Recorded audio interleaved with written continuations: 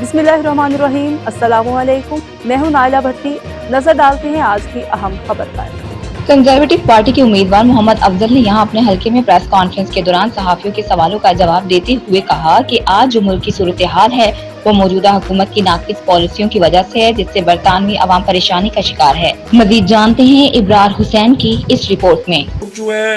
یہ ایک track record پر proven ہے، ہماری پارٹی تقریباً 14 سال ہو گئے ہیں، 14 ایئرز ہو گئے ہیں آفس میں، اور حالات جو بھی یہ کوئی بندہ بھی ڈینائی نہیں کر سکتا کہ حالات بڑے مشکل حالات ہیں۔ یہ یورپین جنگ پہلے تھی، اس کی وجہ سے کاسٹ آف لیونگ آئی، اور ظاہری بات ہے گورنمنٹ کی جو لوگ گورنمنٹ میں اس کے اپوزیشن جو ہوتی ہے یہ کافی کرٹیسائز کرتی ہے، مگر یہ اگر آپ ٹریک ریکارڈ کو چیک کریں جو پالیسی سے بیان کیا ہے پچھلے ایک سال میں کتنی چیزیں پازیٹیو ہوئی ہیں، میں سمجھتا ہوں کہ وہ جواب بڑا کلیئر فیکٹ ہے کہ وہ جواب دے سکتے ہیں کہ یہ کام ہم نے کہا انفلیشن کتنے سے 13 سے لے کر اب 2.5 پر آ گئی ہے، اور یہ fastest growing economy in the G7 بھی ہے UK والی، گریٹ برٹن کی، اور یہ بڑے پلس پوائنٹس ہیں، یہ فیکٹس آن ریکارڈ ہیں، یہ نہیں کہ صرف میں یہ کہہ رہا ہوں، یہ فیکٹس آن ریکارڈس ہیں۔ تو کنزرویٹو پارٹی کا جو وعدہ ہے نا، وہ وعدہ